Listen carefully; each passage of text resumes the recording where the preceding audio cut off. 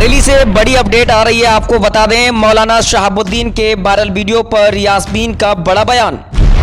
यास्मीन का कहना है कि मौलाना शहाबुद्दीन एकता की जगह फैला रहे हैं आपस में नफरत। मौलाना शहाबुद्दीन आला हजरत दरगाह से जुड़े संगठन के हैं अध्यक्ष। समाज सेविका यास्मीन का बड़ा आरोप है, शहाबुद्दीन किसी गरीब की मदद की जगह देश में कर रहे हैं नफरत फैलाने का काम। यास्मीन का कहना है कि शहाबुद्दीन ने बाबा बागेश्वर को लेकर गलत की है टिप्पणी। शहाबुद्दीन और बाबा बागेश्वर का वीडियो लगातार सोशल मीडिया पे हो रहा है वायरल। शहाबुद्दीन का कहना था कि कोई मुसलमान बागेश्वर बाबा के विचार ना सुने और ना वहां जाए। विचार सुनने से मुसलमानों का होता है ईमान खराब। इस विचार पर यास्मीन समाज सेविका ने शहाबुद्दीन को कहा पाखंडी। शहाबुद्दीन के घर चलना चाहिए बुलडोजर, ये विचार रखे हैं यास्मीन समाज सेविका ने। बरेली से ये बड़ी अपडेट देखिए नवप्रभात सिंह के साथ, जी भारत न्यूज बरेली। एक कहावत है, हिंदू मुस्लिम सिख ईसाई आपस में सब भाई भाई। एक तरफ एकता की बात की जाती है तो दूसरी तरफ हिंदुओं के मस्तिष्क में नफरत की बात की जाती है। ऐसा ही एक मामला सामने आया है। सबसे पहले मैं आपको बता दूं, एक मामला 19 फरवरी का है, जो एक लड़की की शादी हुई थी और वो लड़की की शादी सिर्फ 5 लाख रुपए की वजह से लड़के ने 5 लाख की मांग करी और वो शादी का रिश्ता तोड़ दिया। और तोड़ने की वजह सिर्फ यही थी कि उसे 5 लाख रुपए नहीं दिए। आज मेरे साथ नारी शक्ति सम्मान की सेवा समिति की राष्ट्रीय अध्यक्ष मेरे साथ मौजूद हैं, यास्मीन जी, और उनसे जानने का प्रयास करूंगा कि आप सेवा करती हैं, सेवा के साथ साथ आपने इस संबंधित क्या प्रण लिया है और आपने सेवा के लिए क्या खासी बातचीत करी है अधिकारियों से। बहुत बहुत स्वागत है चैनल जी भारत न्यूज में आपका। थैंक यू सो मच आपका सर। सबसे पहले जानने का प्रयास करूंगा, एक मामला 19 फरवरी को हुआ है, जैसा कि आपको ज्ञात होगा कि 5 लाख रुपए के सिर्फ वजह से लड़के ने लड़की से रिश्ता तोड़ दिया और वो वहां से बारात लेकर आया था और मैरिज हॉल से फरार हो गया। क्या कहना चाहेंगे इस संबंध में? सबसे पहले मतलब बहुत ज़्यादा मैं इस बात का, आज के समाज में जो जिस तरह से बेटियों के साथ में अनहोनी होती हैं, दहेज को लेके, शादी को लेके, और गरीब बेटियां घर में बैठी रहती हैं, उसके लिए मैं समाज को भी दोषी मानती हूँ। ख़ास तौर से उन्हें, जो हमारे गुरु हैं, मौलाना हैं, मौलवी हैं, जो हमारे समाज के लोग फतवाजारी भी करते हैं, बड़ी आसानी से फतवाजारी कर देते हैं कि अगर इसने इसके पीछे नमाज नहीं पढ़ी तो ये हो गया, अगर इसने हिंदू की कोई फिल्म देख ली तो ये मुसलमान से खारिज हो गया, किसी हिंदू ने अगर मुस्लिम ने अगर हिंदू से शादी कर ली लड़के ने तो वो भी जायज़ नहीं है। इस तरह के जो फतवे निकाले जाते हैं, तो मैं बड़ा दुख से ये बात कहना चाहती हूँ कि उस बेटी के लिए अभी तक हमारे जो आला हजरत मरकज़ है वहाँ भी काफ़ी संगठन उनके परिवार के चलते हैं, जो संगठन का मतलब एक समाज सेवा होती है। तो वो उन्होंने में से किसी ने भी आगे बढ़कर आवाज़ नहीं उठाई। और सबसे ज़्यादा जो मौलाना शहाबुद्दीन हैं, उनके भी मैंने कई बयान सुने हैं जो धीरेन्द्र शास्त्री जी के ऊपर है। उन्होंने कहा है कि अगर आप वहाँ जाएंगे, उनको सुनेंगे तो आपका ईमान कमज़ोर हो जाएगा। तो मैं उनसे ये पूछना चाहती हूँ कि आपने सुनी है तो मुझे लगता है कि आपका ईमान भी डगमगा गया है। और आप उनकी बात कर रहे हैं, धीरेन्द्र शास्त्री की, जो बागेश्वर धाम वाले बाबा हैं, आप उनकी बात कर रहे हैं? जी जी, उन्हीं की बात कर रही हूँ। उन्हीं की एक मैंने स्पीच देखी थी मौलाना शहाबुद्दीन की, जो आजकल ज़्यादा राजनीतिक ज़्यादा और मुस्लिम कम होते जा रहे हैं और मुस्लिमों के हित में कम और राजनीतिक में ज़्यादा पैर पसार रहे हैं। तो उनको ये शर्म आनी चाहिए कि जब एक बेटी की बारात, मुस्लिम बेटी, गरीब बेटी की बारात लौट जाती है और सारे संगठन उथल पुथल हो जाते हैं, सब न्यूज़ चैनलों पे उसे दिखाया जा रहा, उस वक्त उनकी जुबान में ताले लग जाते हैं और वो अपनी दुकान का शटर गिरा देते हैं। और जहां आती है कि अगर उनकी बात सुनेंगे, शास्त्री जी की, जो बागेश्वर धाम के जो बाबा हैं, उनकी बात सुनेंगे मुस्लिम, तो वो ईमान से कमज़ोर हो जाएंगे। तो मुझे लगता है वो ईमान से कमज़ोर है और मुझे लगता है वो सिर फिरे भी हैं, जो बेतुके बयान देते हैं। और उनको मैं सिर फिरा ही कहूँगी, क्योंकि जब बेटी का मामला आता है तो उनकी जुबान में ताले लगते हैं। कि मुझे लगता है उनके घर में कोई बेटी नहीं है। बेटी के लिए आवाज़ क्यों नहीं उठाते हैं भाई?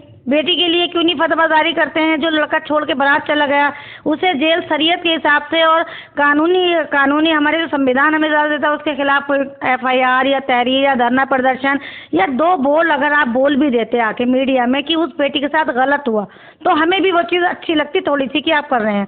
ईमान की जब बात आती है तो आप हर मुसलमान को एक कटघरे में खड़ा कर देते हैं कि हमारा ईमान कमज़ोर है, और जब बात आती है बेटियों की तो आप चुप्पी साध जाते हैं। अच्छा, आपका सीधा सीधा आरोप ये है शहाबुद्दीन पर कि जब अगर किसी गरीब बेटी की मदद की बात आती है तो वो चुप्पी साध लेते हैं, और वो जो है बड़े बयान पेश करते हैं कि अगर बागेश्वर धाम बाबा, जिनका नाम है धीरेन्द्र शास्त्री, अगर उनके लोग बयान सुनते हैं, उनकी बातों को सुनते हैं, उनकी कथाओं को सुनते हैं, तो इससे मुसलमान का ईमान खराब होता है, ये कहना। जी मैं यही कह रही हूँ। आप आरोप लगा रही हैं शहाबुद्दीन जी पे? जी आरोप लगा रही हूँ क्योंकि उन्होंने बोला है, उनकी वीडियो वायरल हुई है, मीडिया में उन्होंने बोला है, तो आरोप नहीं है, वो तो सच्ची इससे तो बात ऐसा है। लगता है कहीं हिंदू मुसलमानी वाली बात होती है कि इनमें नफरत पैदा करना। हाँ, तो ऐसे ही लोग तो हैं जो राजनीति करके हम लोगों को दूर करते हैं। अब हमारे आपको लगता है कि इससे एकता बनेगी समाज में?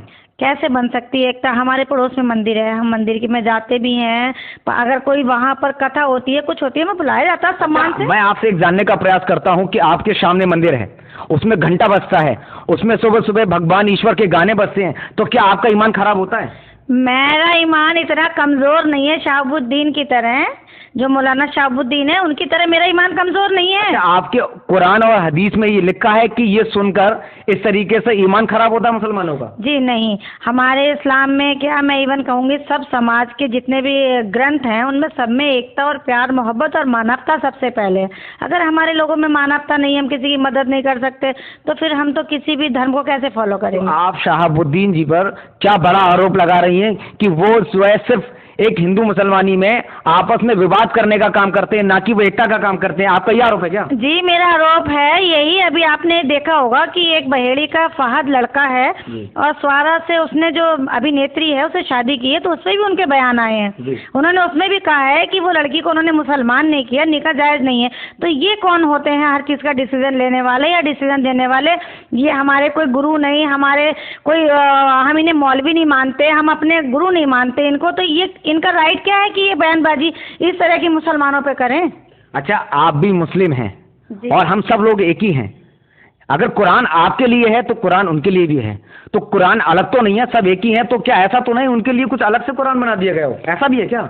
नहीं इसका मतलब शहाबुद्दीन जी अपने व्यक्तित्व रूप से विचार प्रकट करते हैं कि ऐसा नहीं करना चाहिए, ऐसा करना चाहिए। हाँ, वो उनके अपने विचार हैं, अपने ख्यालात हैं। हमारे इस्लाम में बहुत सारी अच्छाइयाँ हैं, हमारी शरीयत एक है, शरीयत में बहुत सारी अच्छाइयाँ। आप किसी कोई इंसान किसी का नाजायज़ फ़ायदा उठाए, ताकि अभी आपने बताया कि एक लड़की, एक हिंदू लड़की ने एक मोमदन लड़के से शादी कर ली जी, उन्होंने अपनी टिप्पणियां पेश की कि ऐसा ऐसा, तो आपको क्या लगता है कि आपके कुरान में ये लिखा है कि एक हिंदू लड़की अगर किसी मुसलमान लड़के से शादी कर लेती है तो क्या वो गलत है?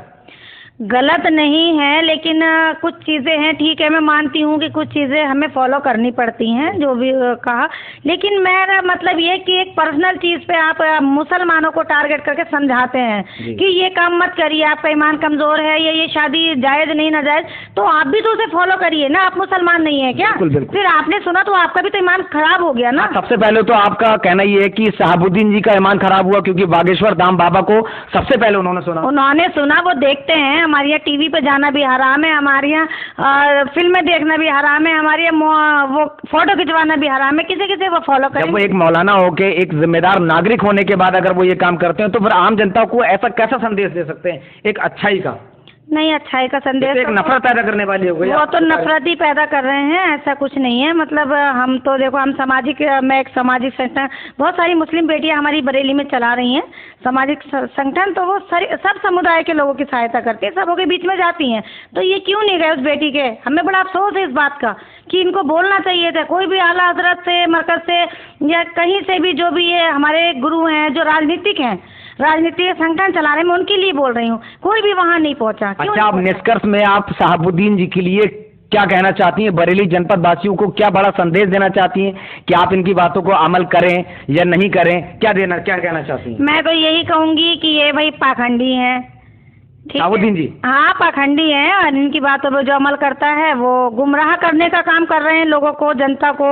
या आप कह रहे हैं कि आप वो पाखंडी हैं, मैं- आप आरोप लगा रही हैं। तो मैं आरोप ही लगाती हूँ, जब भी लगाती हूँ तो अब आरोप समझ लो जो भी सच्चाई है, जी। जो कोई बोल नहीं पाता है और मैं बोल देती हूँ बिल्कुल। कि पाखंडी हैं जो धर्म को लेके इस तरह की बातें टिप्पणियां कर रहे हैं, तो वो हमें मिसगाइड कर रहे हैं। हमारा ईमान इतना कमजोर नहीं है कि किसी के सुनने से या कुछ करने से, अगर हम मुस्लिम हैं तो कहीं जाने, मंदिर के दरवाजे पर जाने या उनकी आरती सुनने से, चर्च के आसपास जाने से, उनकी आवाजें सुनने से हमारा ईमान कमजोर हो जाएगा क्या?